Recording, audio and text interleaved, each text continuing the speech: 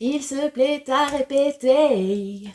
Docteur Terreur, on n'est jamais vraiment mort. Docteur Terreur, charogneuse et macabée. Docteur Terreur, grâce à lui bouge ton corps. Salut Loulou, bienvenue sur la chaîne de la Carton Ancienne et on se retrouve aujourd'hui pour une vidéo spéciale Halloween sur qui va vivre et qui va mourir.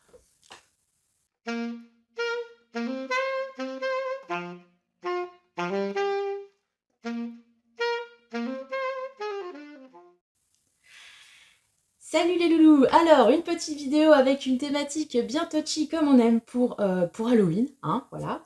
Donc, je me suis inspirée d'une demande de l'une d'entre vous qui souhaitait que j'apporte un petit éclairage sur la carte de la mort. Alors ça, je l'avais déjà fait l'année dernière, je vous mettrai le lien, c'était un musico tarot.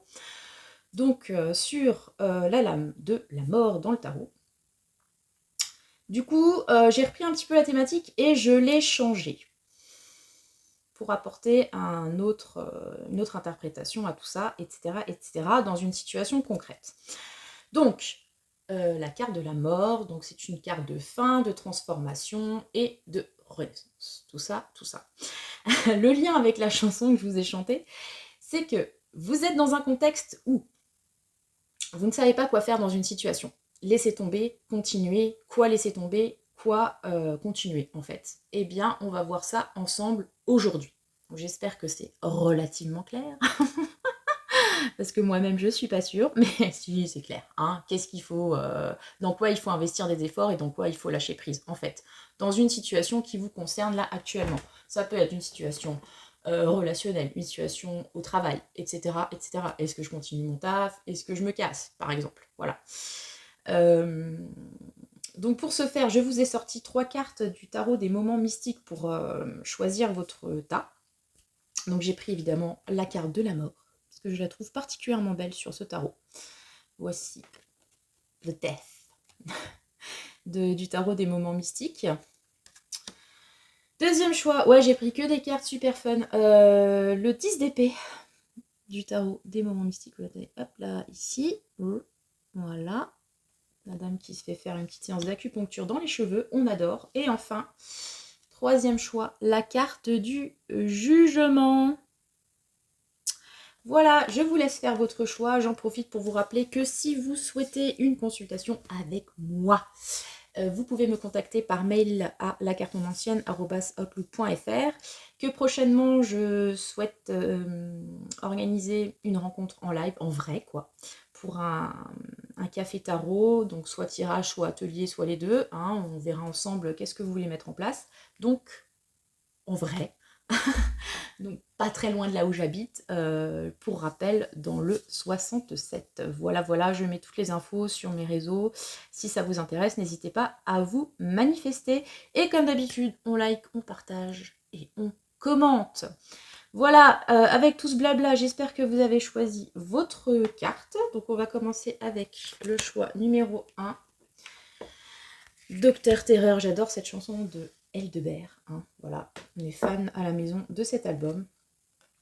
Donc, la mort du tarot, moment mystique. Donc déjà, petit focus sur cette carte. Vous avez ce personnage dont on voit le squelette. Voilà. C'est bien, bien chelou comme on adore, n'est-ce pas? Et toutes ces fleurs qui apparaissent à l'intérieur de son corps, à l'extérieur. Enfin, je sais pas, c'est assez bizarre. Ça me fait vraiment beaucoup penser à la chanson hein, donc, que je viens de chanter. Si vous la connaissez pas, c'est une espèce de relecture de Frankenstein avec Docteur Terreur qui veut se fabriquer une chérie avec des morceaux de corps. Donc voilà, bien guette comme on kiffe trop. On kiffe trop là, ces histoires-là. Et donc sur cette carte, on a aussi le symbole du papillon, donc symbole de transformation par excellence. Le lien entre la vie, la mort, tout ça, cet état un peu transitionnel, je trouve, est bien illustré sur cette carte. Voilà. Donc, avec le symbolone, on va voir dans quelle situation vous êtes. Alors, si ça ne vous parle pas, n'hésitez pas à changer de groupe. Hein. Je le dis souvent avec le Symbolone, j'aime bien prendre un petit instantané de la situation qui vous concerne. Si vraiment ça vous parle pas, c'est que c'est pas votre choix, n'hésitez pas à en faire un autre. Hein. Donc voilà, on va la poser ici pour qu'elle nous inspire, cette dame. Donc on voit les côtes, donc. Donc, la situation, qu'est-ce qu'il faut laisser vivre, qu'est-ce qu'il faut laisser mourir? Nous sommes dans une situation d'apprentissage, les enfants. Donc on a le maître et son élève qui fait la vaisselle. Elle revient souvent, celle-ci, hein, je trouve, dans les tirages. Je ne sais pas s'il y a quelqu'un qui choisit toujours ce tas, je ne sais pas. Donc nous sommes dans une situation d'apprentissage. Donc très concrètement, vous êtes peut-être en formation, en études, reprise d'études, enfin je ne sais pas, en train d'apprendre quelque chose concrètement, ou d'un point de vue plus symbolique, vous vivez une situation, une relation, où vous avez l'impression d'être en train d'apprendre, et alors apprendre dans les deux sens du mot, c'est-à-dire être à la place de l'élève, à qui on enseigne quelque chose, ou à la place de l'enseignant, qui transmet son savoir. Donc cette carte est assez ambiguë par rapport à ça, parce qu'on ne sait jamais trop dans quelle position on est, si on est le prof barbu, ou si on est l'élève qui est en train de faire la plonge. Voilà. Donc ça, ce serait la situation qui vous concerne. À vous de voir si ça vous parle. Situation d'apprentissage, de vie, d'apprentissage, comme dit, concret. Voilà, voilà. Est-ce qu'il y a quelqu'un à côté de vous dont vous vous sentez responsable, à qui vous devez montrer les choses, expliquer les choses, ou est-ce que vous êtes, vous, dans cette place d'élève et vous interrogez par rapport à un mentor? Bref, vous voyez, si ça vous cause. Et du coup, dans cette situation d'apprentissage, réel ou symbolique, quoique le symbolique est aussi réel, mais enfin bref, on s'entend, hein? Ne jouons pas sur les mots. On va voir avec le tarot Villeneuve, qu'est-ce que l'on vous conseille de tuer? On laisse tomber, passe à autre chose, et qu'est-ce qu'on vous conseille de garder? Attention, les jeux sont faits. Alors oui, je ne l'ai pas dit en intro, mais quand j'ai réfléchi à cette vidéo, j'avais en tête le même avec Dewey dans Malcolm, la série Malcolm. Et à un moment donné, avec ses petits soldats, il est là en mode « toi tu vis, toi tu vis, toi tu meurs ». Je pense que je vais mettre ce même quelque part, parce que voilà. Oui, donc, concentrons-nous s'il vous plaît. Qu'est-ce que vous devez laisser tomber? Qu'est-ce que vous devez garder? Faire des efforts. Et on va aussi vous lâcher un petit conseil avec l'aura de l'hypersensibilité. Il est ici, il est là, il est chaud bouillant, on y va. Hop. Alors, dans cette situation donc d'apprentissage. Alors, c'est peut-être un apprentissage parce qu'on l'a vu avec cette carte de la mort, une transition. Hein, si vous êtes en réorientation, par exemple, ou vous êtes peut-être, je ne sais pas pourquoi, parce qu'à chaque fois, cette carte, comme il y a deux personnages, voilà. Moi, il y a un aspect relationnel, donc peut-être que vous êtes à la fin d'une relation qui vous a appris quelque chose, ou une relation qui se transforme, ou justement, on change de place. C'est-à-dire que jusque-là, on était dans le rôle de l'enseignant, et là, on passe élève, ou au contraire, on était l'élève, et maintenant, on se met à la place de l'enseignant, et on va apprendre quelque chose à l'autre. Voilà, bref. Qu'est-ce que vous devez laisser tomber? Le cavalier d'épée, ok. On tue le cavalier d'épée. Le cavalier d'épée, alors, il y a ce côté intellectuel, connaissance très fort, mais ce qu'on peut reprocher au cavalier d'épée, c'est une certaine arrogance, en fait. Ouais. Parce qu'en fait, vous savez, c'est cet archétype de personnage qui est à fond dans ses pensées, dans ses principes, qui pense avoir raison. Surtout ce cavalier d'épée-là, tout en armure, avec son épée, etc. Il me donne la vibe de celui qui veut absolument, ou celle, hein, bien sûr, qui veut absolument avoir raison. Il pense détenir la vérité avec un big V, comme ça, là. Et il est prêt à toutes les batailles, à tous les débats, et pour imposer, en fait, ce qu'il croit, ce qu'il pense.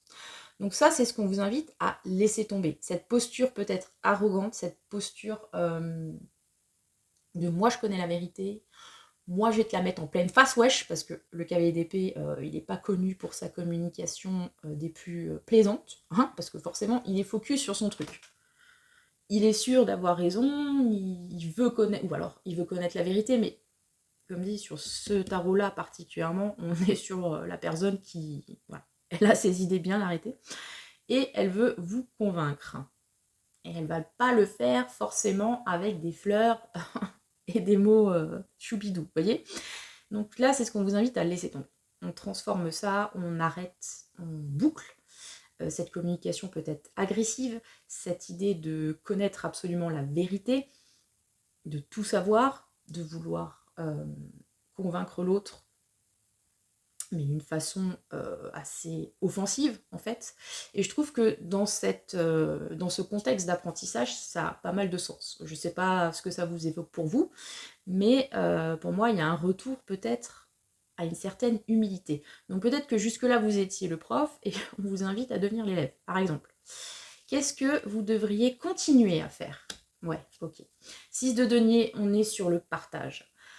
On est sur la communication fluide. On est aussi sur une idée, avec cette carte en particulier, de charité. Hein, vous voyez, la belle dame qui donne 3 piécettes à la mendiante.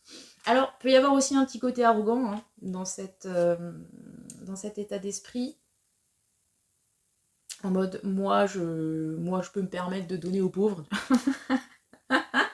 Mais ça peut être aussi recevoir. Vous pouvez, dans cette carte, pas forcément être la belle dame riche, mais être la vieille qui tend la main. Vous voyez ce que je veux dire? J'ai vraiment l'impression qu'on est sur... sur une idée de laisser tomber quelque chose qui est peut-être de l'ordre de l'ego, des principes, des convictions très ancrées, mais peut-être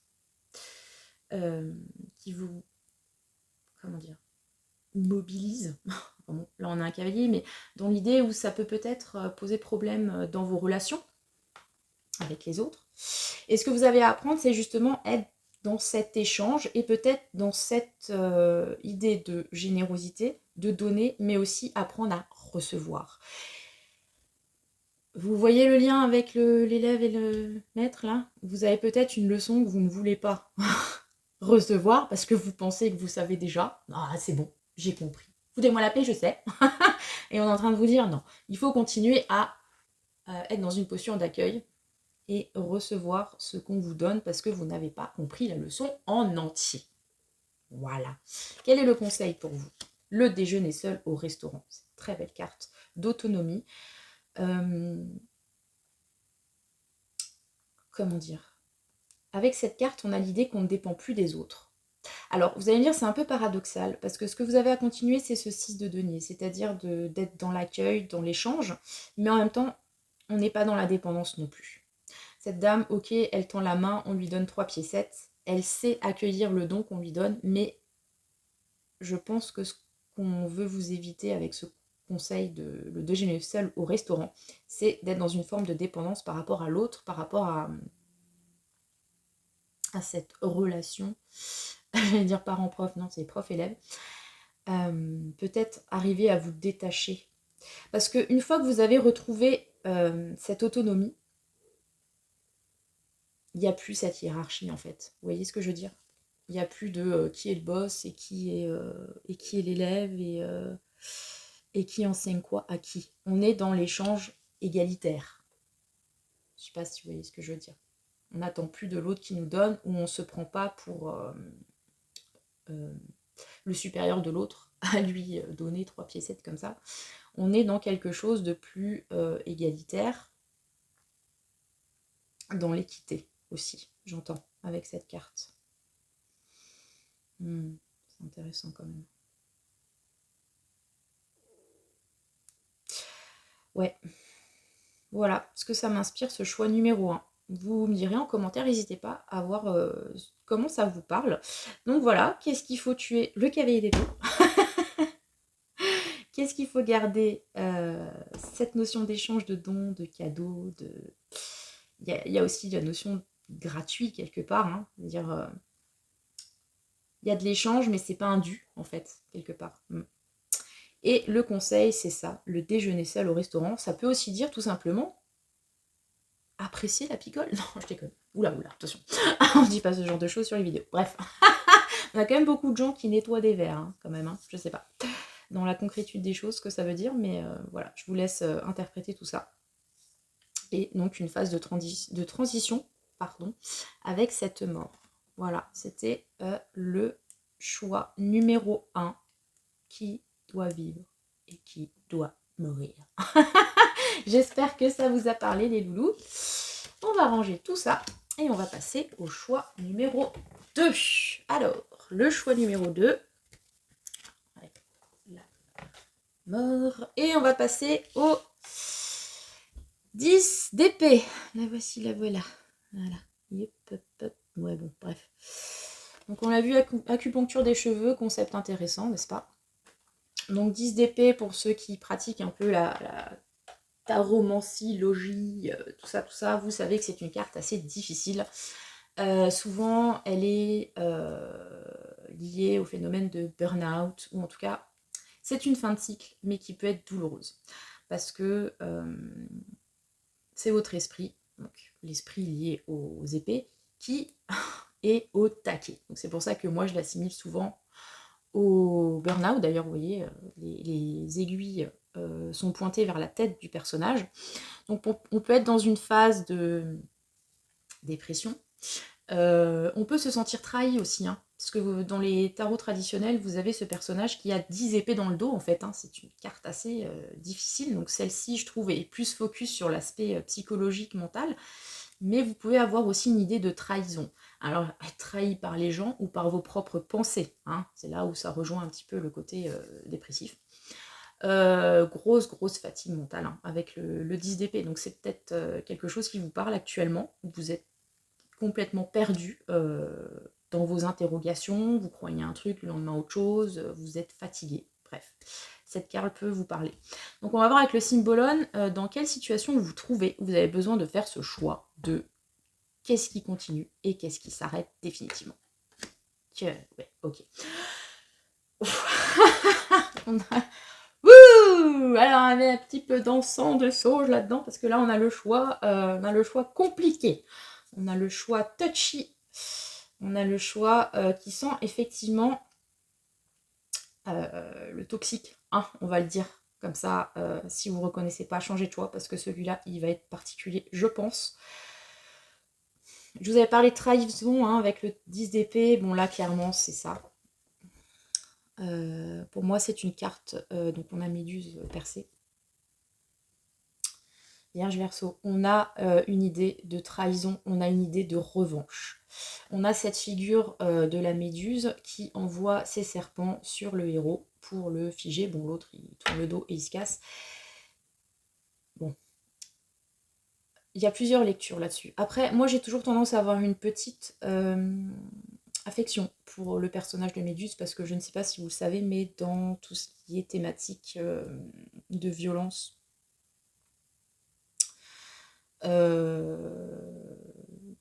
par rapport aux femmes, Méduse, c'est un peu un symbole de cette rébellion, en fait. Voilà. C'est un peu, en gros, par rapport au mythe, c'est l'héroïne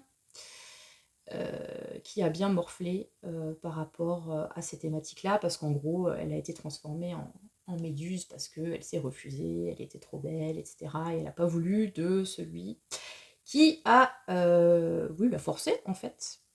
Et donc, c'est une figure de revanche par rapport à ça. Voilà, en gros. Hein, je vous l'ai fait courte, mais je pense que vous avez peut-être déjà entendu parler de cette figure si vous êtes sensibilisé à ces thématiques de violence sexuelle, par exemple. Quoi qu'il en soit, on est effectivement dans un contexte de, comme je l'ai dit, conflit, revanche, trahison. Qui a trahi qui? On ne sait pas. Sans doute que si cette dame lance ses serpents, ce n'est pas pour rien, n'est-ce pas? Et on a ici un personnage masculin qui part la queue entre les jambes. On la revoit aussi souvent, celle-ci. Hein, je ne vais pas dire, mais ça doit parler pour quelques-unes d'entre vous. Je féminise à bon escient, n'est-ce pas? Bref, donc dans cette situation, donc voilà, moi je la lis d'un point de vue relationnel, sentimental, amical, familial. Ça peut aussi être dans le domaine pro, hein. Vous avez un peu cette idée de victime qui reprend son pouvoir et qui se venge. Et bon, le problème de la vengeance, c'est que ce n'est pas la justice, n'est-ce pas? Donc on ne sait pas, enfin bref, est-ce que c'est juste, est-ce que ça ne l'est pas? Ça c'est une autre question, mais en tout cas voilà, c'est justement d'ailleurs votre question actuellement qui vous prend la tête avec ce 10 d'épée. Qu'est-ce que je fais maintenant? Ok, bon, on va voir avec le tarot. Dans cette situation donnée, qu'est-ce qu'il faut laisser et qu'est-ce qu'il faut continuer? Qui on tue et qui on sauve, en gros, hein? À ce choix-là, il est... Bon.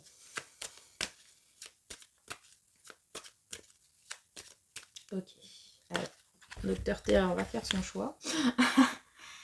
Qu'est-ce qu'on laisse tomber? Qu'est-ce qu'on sauve? Et un petit conseil pour vous dans cette situation.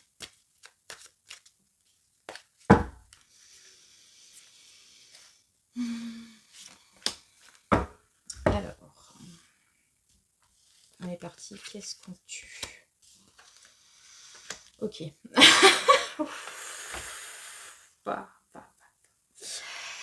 Alors ici, je sais pas s'il y a un lien avec le choix 1, vous verrez. Qu'est-ce qu'on est amené à laisser tomber, à laisser derrière soi, à boucler, on met un terme, le 6 de denier, donc c'est l'échange. Du coup, n'est-ce pas? Voilà. Voilà. Donc effectivement, si c'est relationnel, je pense qu'on vous invite à cesser ces échanges qui ne sont manifestement pas bienveillants ou positifs. Alors ça peut être par exemple une personne avec laquelle vous êtes en lien qui fait ressortir votre côté gorgone. Je vais faire une blague, mais non. Voilà. Et on vous invite à peut-être cesser la communication avec cet autre qui vous met dans tous ces états ou qui vous a fait vous sentir trahi ou qui vous met dans une espèce de brouillard psychologique. Voilà, parce que manifestement les échanges ne sont pas équilibrés. Peut-être que vous avez l'impression d'avoir beaucoup donné, d'avoir été trahi, de façon générale. On ne va pas rentrer dans toutes les situations, mais voilà. Et que maintenant, j'ai cette idée, je ne sais pas pourquoi, de redonner la monnaie de cette pièce. Justement, vous êtes peut-être dans cette vibe-là de je veux le retour, je veux mon retour sur investissement. Et ce qu'on vous invite à faire, c'est non, laissez tomber, il n'y aura pas de retour, il n'y aura pas d'échange pour moi. Enfin, disons que si échange il a, ce sera échange de négatif pour du négatif. Vous voyez? Si c'est ce que vous vibrez, si c'est ce que vous donnez au final, et je ne vous juge pas pour ça, si vous avez l'impression d'avoir été effectivement dépouillé ou trahi, etc. Évidemment, hein, vous n'allez pas vibrer des trucs super gates tout de suite, c'est normal. Mais dans ce cas-là, j'ai plutôt l'idée de alors, stopper les échanges qui, pour l'instant, ne seront que néfastes, d'un côté ou l'autre. Et d'ailleurs, ce qu'on vous préconise de faire, avec le 7 de bâtons, vous avez cette dame qui fuit, en fait, tous ces bâtons qu'on lui lance, et c'est drôle. C'est drôle. Parce qu'on a aussi, là, un personnage fuyant, hein.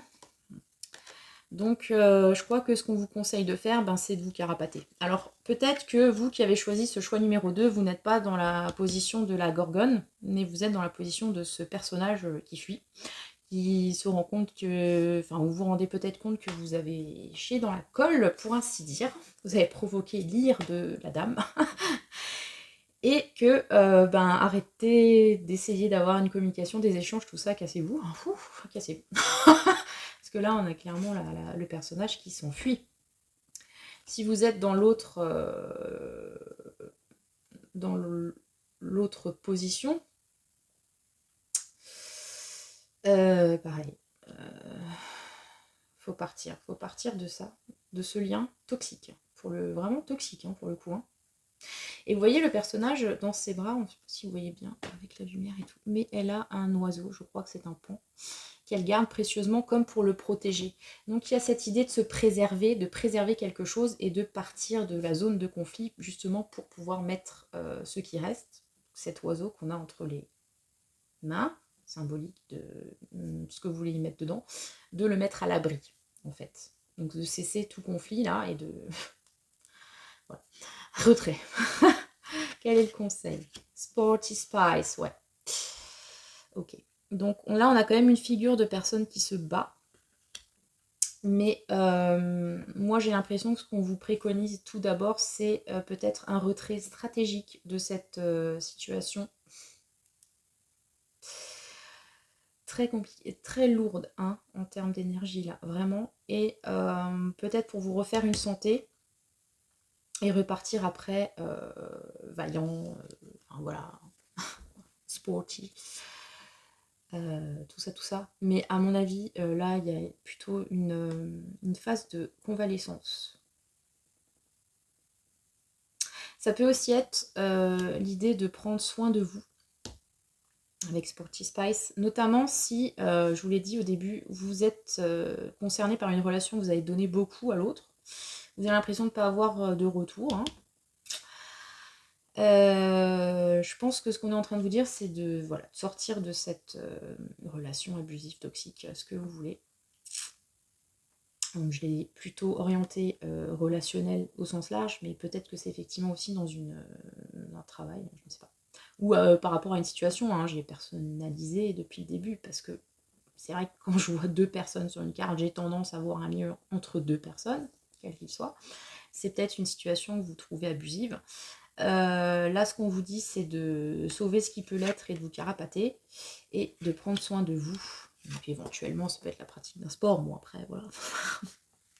Le sport, soin de soi, je suis pas sûre hein, personnellement, mais c'est parce que moi, j'aime pas ça. Mais je ne juge pas. Hein. Donc, voilà, vous avez cette idée-là. Et vous avez quand même cette idée encore de combat. Hein. Donc, comme dit, se retaper peut-être. Reprendre du poil de la bête. Hein. Mais de façon plus saine. Parce que là, on n'est pas en train de se battre face à quelqu'un. Hein. On est peut-être en train de se battre face à soi-même. C'est peut-être déjà d'ailleurs le schmilblick depuis le début.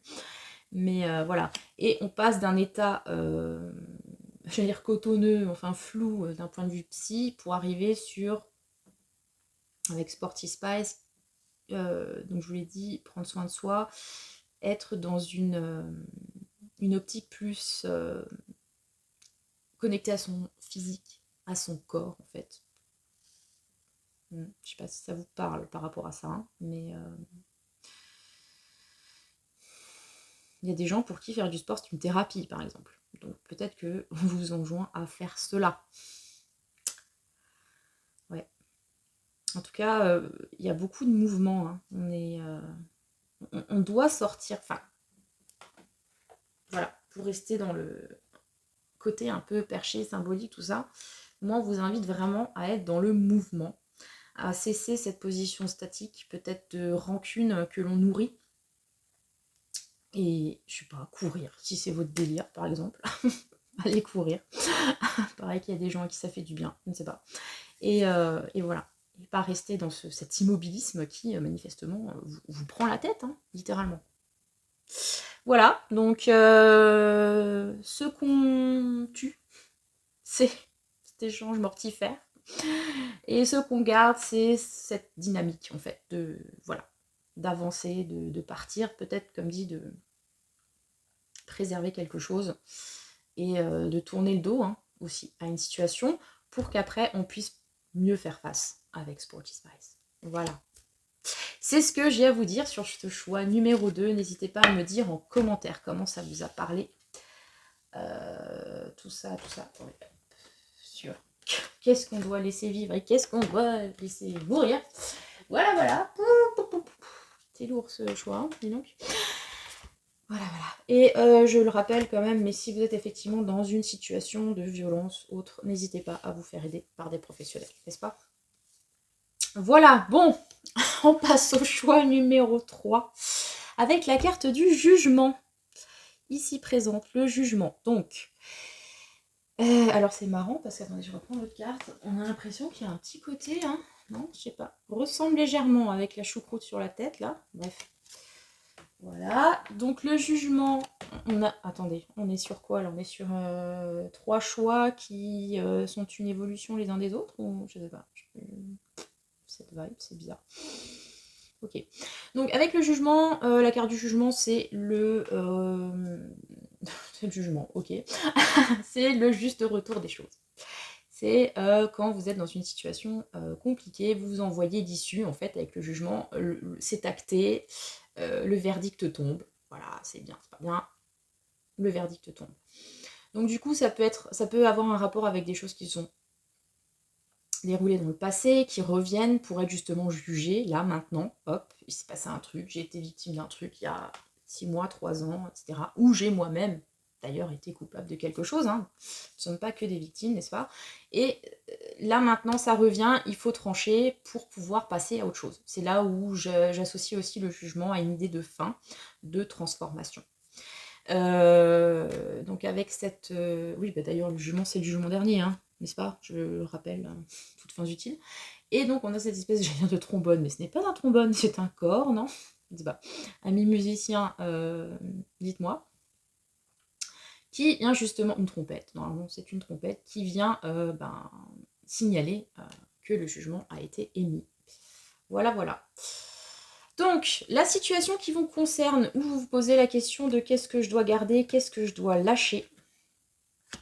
Ok, donc nous parlions de jugement. Nous avons une dame enfermée dans une cage dorée avec un mec qui mate et qui a une clé à la main. Concrètement, vous pouvez être dans une situation de relation. Encore une fois, il y a 2 personnages à chaque fois, c'est assez waouh. De contexte relationnel, typiquement jugement, divorce, par exemple. C'est pas obligé, hein, mais ça peut être une lecture. Parce qu'on a quand même le jugement. Et une dame dans une cage. Bref. J'y vois donc une situation liée à une relation sentimentale, amicale, familiale. Une situation peut-être qui vous... vous sentez peut-être actuellement enfermé dans une cage qui est dorée, certes, mais une cage tout de même. Cette carte aussi revient souvent. Hein, bon. Dans un confort peut-être aussi. Mais bon, ok, elle est dorée, c'est cool, j'ai un trône, mais quand même, j'ai le seum. Hein, puisque la dame, elle a pas l'air super jouasse. Peut être dans cette situation, vous savez, où vous avez l'impression que tout vous réussit, enfin, vous avez tout ce que vous avez toujours voulu avoir. Mais vous vous rendez compte que ça ne vous satisfait pas. Et en face, donc, on a donc ce monsieur, en collant, je l'ai déjà dit, il faut se méfier des gens collants, qui a une clé à la main. Donc c'est lui, si vous voulez, qui peut être responsable de cette mise en cage. Alors, on a une victime, entre guillemets, consentante quand même, puisque, bon, voilà. Mais c'est lui qui détient la clé du cadenas. Donc peut-être que vous êtes dans une relation où vous êtes dans un état de dépendance par rapport à quelqu'un qui vous tient enfermé d'une façon ou d'une autre, qui a la clé, mais qui ne s'en sert pas. Ou alors c'est vous qui détenez la clé, donc la solution à cette cage. Mais pour une raison ou pour une autre, vous ne l'utilisez pas, vous, je sais pas, vous aimez bien les os. Voilà, les os avec les animaux, donc. Regardez cette personne enfermée. Peut-être que ça vous rassure. C'est comme ces magnifiques oiseaux, ou animaux d'une façon large, hein, qu'on met en cage pour pouvoir les admirer. Alors que quelque part, on sait qu'ils seraient sans doute mieux en liberté, n'est-ce pas? Voilà, vous voyez comment ça vous parle, si c'est susceptible d'être votre choix. Tout ça, la captive ou le geôlier. C'est marrant, on a toujours 2 personnages à chaque fois, à savoir où vous vous situez. Hein. Dans chaque taille, il y avait cette ambivalence. Est-ce que vous êtes l'un, l'autre? Quoi faire dans vos situations respectives? C'est très particulier. Alors, bon, Docteur Terreur. Pourtant, c'est une chanson pour enfants. Hein, voilà. Et ça me fait rire parce que par rapport à la chanson donc Docteur Terreur qui je vous ai chanté en introduction, donc je sais plus si je l'ai déjà dit au tout début ou dans un des choix. Bref, je le répète, c'est l'histoire un peu d'un Frankenstein qui veut se fabriquer une compagne, donc avec des morceaux de corps, n'est-ce pas? Parce que la vie, c'est du Lego. J'adore cette phrase. Bref. Et vous avez un peu cette thématique-là, hein. Un espèce de personnage dominateur qui enferme cette dame comme l'autre, en fait, par son propre désir, en fabrique une faite de briquet de broc. Mais voulait-elle vraiment, cette créature, être fabriquée avec des morceaux de macabé? Je ne sais pas. Bref. Voilà. Touchy celui-là. Waouh. Alors, qu'est-ce que vous devriez laisser tomber et qu'est-ce que vous devriez continuer dans cette situation? Qu'est-ce qui meurt? Qu'est-ce qui vit? Qu'est-ce qui meurt? Qu'est-ce qui vit?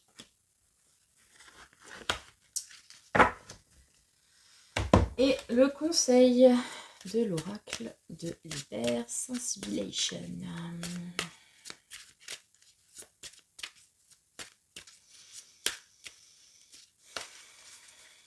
Alors, quel est le conseil? C'est celui-ci. Allez, on est parti. Alors, qu'est-ce qui meurt? Ok. Non, est-ce qu'il y a besoin de... Hein, vous comprenez, Marie? Qu'est-ce qui meurt? Les amoureux. Voilà, qu'est-ce qui vit? Le pape. Ok. Oh, 2 majeurs en plus. Ah, 7. Ok. Vous avez quand même 3 majeurs sur le tirage, hein. Le jugement, les amoureux, le pape.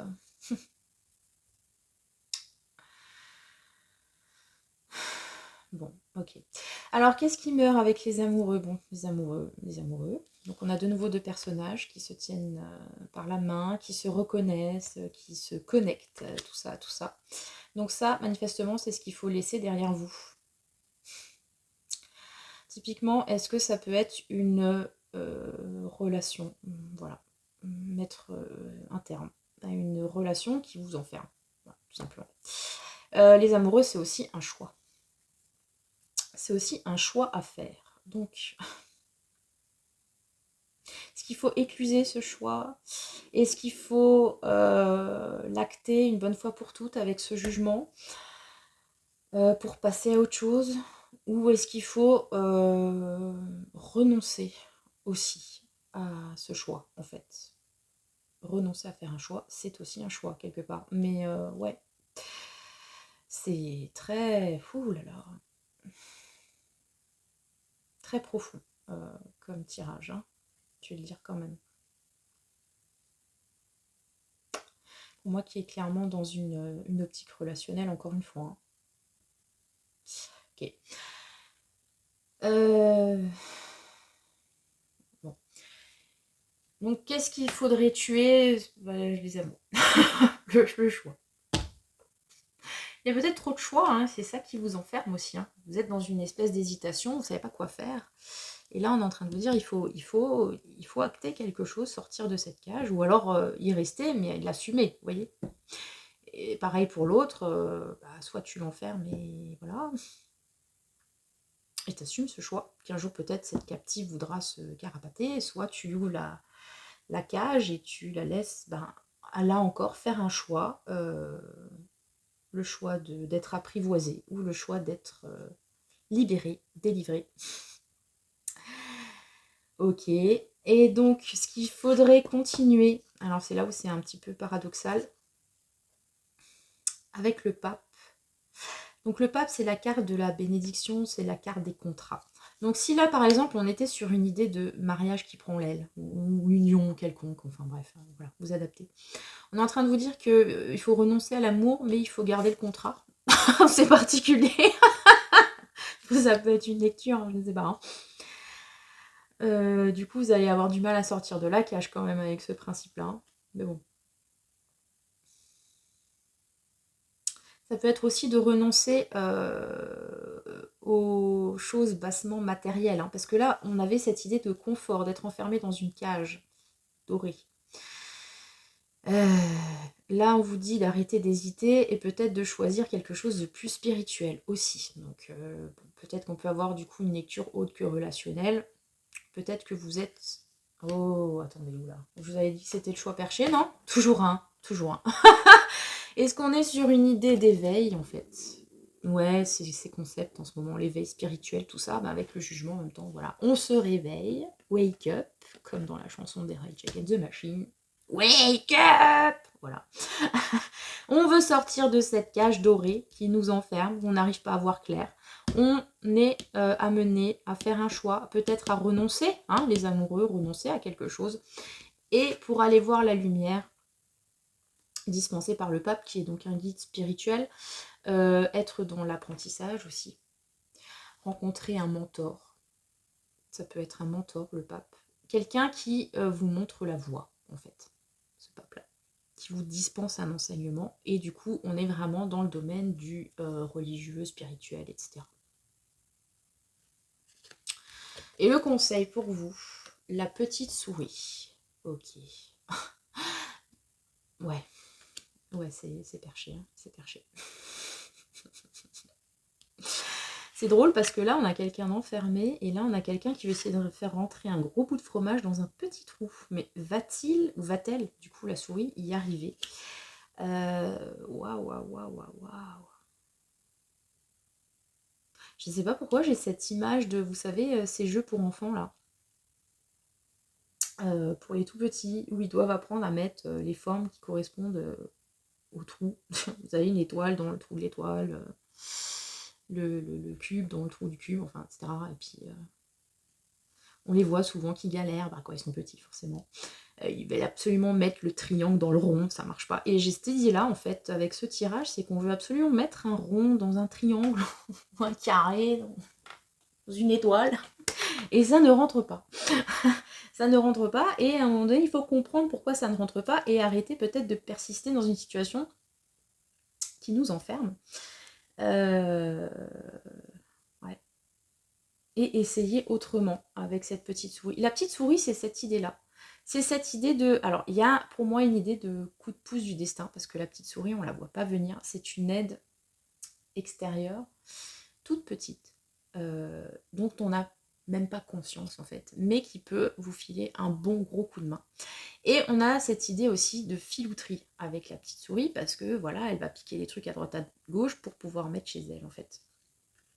Et j'ai l'impression, donc, je vous avais parlé de préservation, il y a un petit peu cette idée-là, de faire, de prendre conscience maintenant qu'il faut faire les choses peut-être pour vous, ou d'une certaine façon pour vous aider vous, dans votre éveil, dans votre évolution, parce que là on est parti sur un truc un peu perché, mais après, si on a une lecture plus concrète, peut-être dans une situation, une relation donnée, où vous vous sentiez enfermé, faire ce qu'il faut, peut-être avec un petit peu de filouterie, hein, en essayant, encore une fois, de mettre des ronds dans des carrés, mais en tentant les choses, de vous dépêtrer de ce blocage, en fait.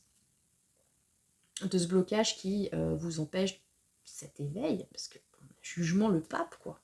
Donc il y a quand même un truc assez costaud, là, qui est sur le pas de votre porte, mais pour l'instant, vous ne le voyez pas, parce qu'on a quand même ce personnage qui est focalisé sur ses mains, sur ce qui ne va pas, etc. Et qui devrait... pour moi, dans ma lecture, lever la tête et voir ce qui arrive, ce qui peut la libérer. Voilà. Ça peut être aussi la compréhension, si vous êtes plutôt le personnage qui tient les autres en cage. On ne veut jamais être ce personnage, mais bon, à un moment donné, il faut quand même être lucide. Vous rendre compte que ça ne fonctionne pas. Voilà. Tout simplement. Et pourquoi vous le faites, et s'il n'y a pas un moyen de faire ça autrement. Très... très profond, ce choix numéro 3. Donc ce qu'il faut, du coup, pour résumer, hein, parce qu'on est parti loin quand même avec cette interprétation, mais en gros, pour résumer, ce qu'il faut tuer, symboliquement, n'est-ce pas, c'est peut-être un lien, c'est peut-être quelque chose, voilà, qui vous entrave. C'est peut-être un choix qu'il faut faire, tout simplement, de quitter, par exemple. Ce qu'il faut garder avec le pape, c'est cette idée de de connaissances à avoir. Euh, hmm,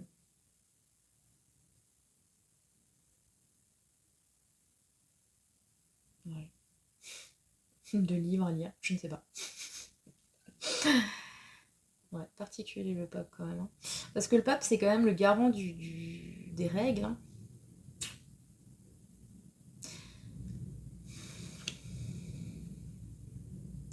Peut-être qu'on vous enjoint effectivement à vous dépêtrer d'une situation avec quand même cette idée de filouterie, mais en respectant certaines règles, tout de même.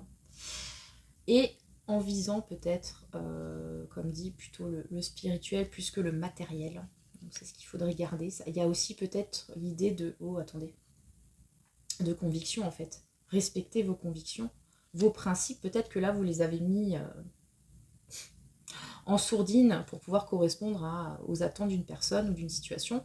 Et là, on est en train de vous dire que il faut arrêter la complaisance et il faut garder ses propres convictions, se respecter soi, ses règles, en fait. Voilà ce qu'il faut garder. Et le conseil, c'est peut-être de faire preuve d'un petit peu... de s'attarder aux petits détails aussi avec la petite souris. Hein. Peut-être que ça vous paraît infranchissable ou énorme ce que vous avez à faire. Vous dites non, c'est trop gros, puis renoncer à tout ça, ça va être trop compliqué et sortir de cette cage, c'est dur et tout. Mais jouez là la petite souris, hein. Vous allez trouver des. Non, vous allez y arriver. Vous allez trouver des petits échappatoires, des moyens de ramener le gros fromage dans votre petit trou.